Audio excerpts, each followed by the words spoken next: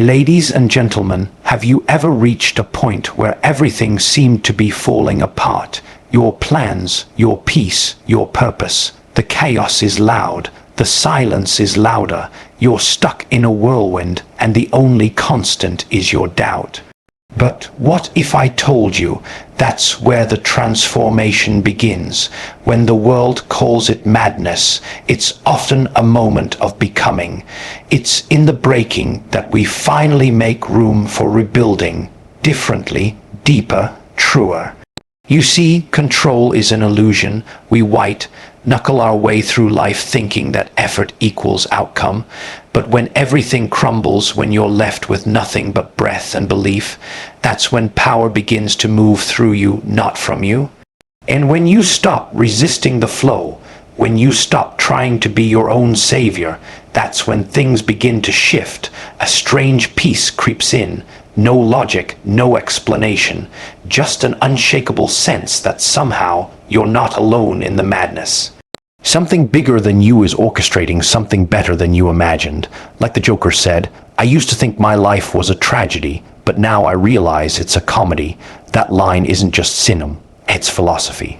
When you step back, let go, and trust something beyond your comprehension, the tragedy of your struggle reveals itself to be the setup for the power you never knew you had.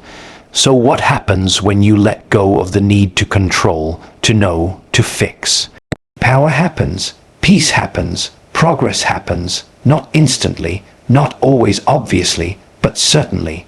True strength, contrary to what many believe, is not always displayed through dominance, control, or visible triumph. More often than not, true strength emerges when a person chooses to surrender, not out of weakness, but from a deep understanding that holding on too tightly can be more damaging than letting go. In the chaos of life, we're taught to fight, to fix, to force outcomes. We hustle, strategize, overthink, and push against reality, all in the name of control. But control is often just fear wearing a mask. When things don't go our way, our first instinct is to try harder, do more, take charge. And while action is sometimes necessary, there comes a point where effort becomes resistance, and resistance becomes suffering. It's in these moments, when our best efforts fail and our strength is spent, that surrender becomes the only viable path forward. Surrender is not the same as giving up. Giving up is rooted in defeat, in despair. Surrender, on the other hand, is grounded in wisdom. It's the decision to loosen our grip on the illusion that we must manage every detail of life on our own. It is the recognition that there is a rhythm to life, a deeper intelligence that governs outcomes beyond our comprehension. When we surrender, we create space. We stop forcing solutions and allow possibilities to emerge that we would never have considered otherwise. It's the paradox of life. In releasing control, we regain our center. In laying down the burden of managing every outcome, we find clarity. In emotional terms, surrender can look like letting go of resentment. It can be the willingness to release the need to be right, to win, or to seek validation. It takes a strong person to choose peace over pride. It requires courage to accept uncertainty instead of demanding guarantees. Surrender also means giving up timelines. So often, we impose artificial deadlines on our growth, our healing, our success. But when you surrender, you learn to trust timing that doesn't always align with your plans. This doesn't mean you become passive. It means you become aligned with a process that unfolds in its own way, at its own pace. The transformative power of surrender often shows up when people hit rock bottom. That breaking point where all strategies fail, where logic no longer applies, is often the doorway to something deeper. In those dark, desperate moments, many people discover a strange inner stillness, an awareness that they are being carried, even though they do not understand how. They describe it as clarity, peace, or simply letting it all go. That surrender is not the end of power, it's the beginning of a new kind, a power that comes not from force, but from flow, from alignment. From allowing life to guide you instead of resisting its currents. Even in professional settings, surrender can be a catalyst for growth.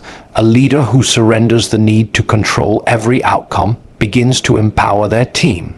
A creative person who surrenders the need for perfection becomes more innovative. A student who surrenders the pressure to know everything immediately becomes open to learning in a deeper, more authentic way. This form of strength isn't aggressive, it's receptive. It's not the power to dominate, it's the power to endure, to adapt, to remain grounded even when everything feels uncertain. Psychologically, surrender reduces anxiety. Much of our stress is rooted in the belief that we must manage the uncontrollable.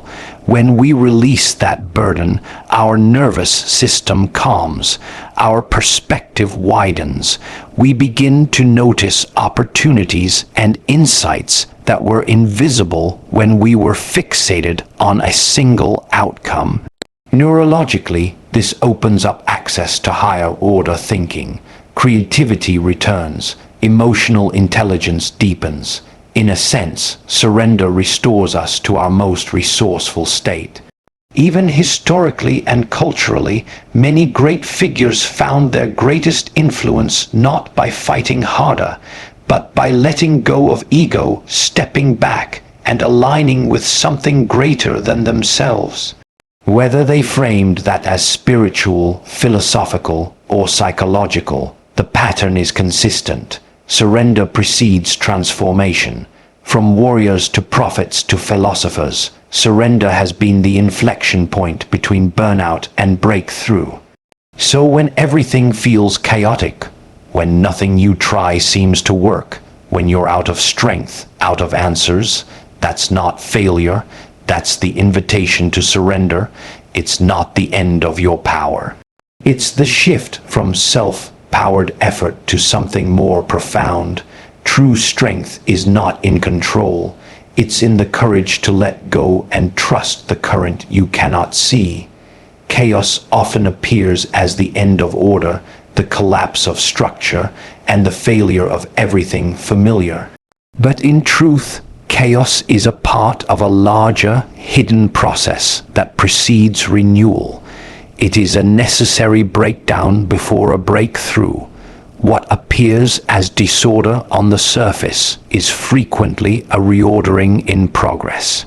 Trusting the process means understanding that not everything will make sense in the moment, and yet those moments are precisely what shape you. It's about accepting that sometimes to build something better, the old has to fall apart completely. In nature, the forest must burn for new growth to emerge. In life, systems must unravel so that new patterns can arise. Chaos is not the absence of order. It is the transition between two forms of order. Trusting the process requires a mental shift from needing instant results to embracing long-term growth. The discomfort that arises in the in-between is part of transformation. When you lose a job, experience heartbreak, or face unexpected illness or loss, your first response is often fear. Why is this happening? What did I do wrong? But sometimes these disruptions are not punishments. They are redirections. They force you to reevaluate, to evolve, to detach from what no longer serves you. The process may feel brutal, but it is not aimless. It is shaping something in you that couldn't emerge any other way. In psychological development, this concept is well recognized. Carl Jung spoke of the necessity of facing one's shadow, those chaotic, dark and repressed aspects of the self in order to become whole. Avoiding chaos only delays growth. Walking through it, however, unlocks insight, strength, and integration. Trusting the process doesn't mean you won't feel pain. It means you trust that pain isn't the end of the story. Chaos creates a gap between your expectations and your current experience, but it also creates a space where something new can be born. Educationally, this is seen in how students learn. At the edge of understanding, confusion always arises. It's called cognitive dissonance. It's that discomfort where your current knowledge isn't enough, but the new understanding hasn't solidified yet. In that space, it feels like mental chaos, frustration, doubt, even the temptation to quit. But if the student continues, if they trust the process of not knowing for a while, clarity eventually dawns. Learning is nonlinear, growth is nonlinear, and so is healing, purpose, and identity. Trusting the process also means acknowledging the role of timing. You may be ready for something in your heart, but not yet prepared in your character. Delays can feel like denials, but often they are hidden developments. The seed does not sprout the day it is planted. There is work being done in the unseen, the soil, the roots, the internal formation. That will only reveal its fruit when the season is right. During this hidden phase, trust is tested. Do you believe that life is for you even when you cannot see evidence? Can you stay steady even when outcomes are uncertain? One of the reasons people struggle with chaos is because it shatters predictability. Humans crave patterns, routine, and a sense of control. But life's most meaningful shifts rarely happen in the comfort zone. The discomfort you feel during chaos is not proof of failure, it's proof of change. The caterpillar must dissolve into goo inside the chrysalis before it becomes a butterfly. It doesn't simply grow wings. It loses all form and must trust the transformation without ever seeing the end. You are no different. Sometimes everything must fall apart so something higher, wiser, and more whole can take its place. In leadership and innovation, chaos is often the seedbed of creativity. Breakthrough ideas come when systems stop working and teams are forced to think differently.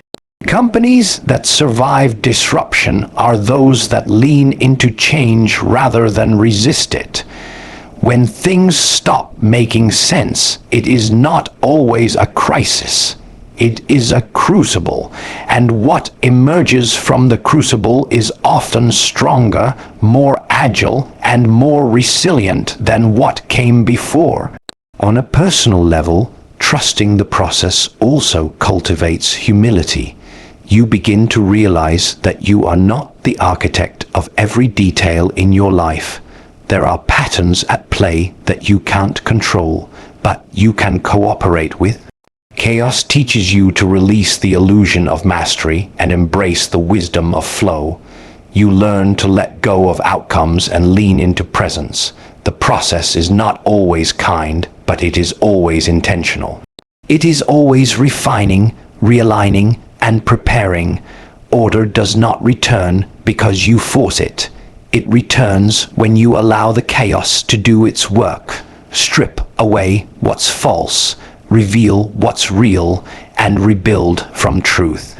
What feels like falling apart is often the groundwork for falling into place. Trust the process, even in the madness, especially in the madness.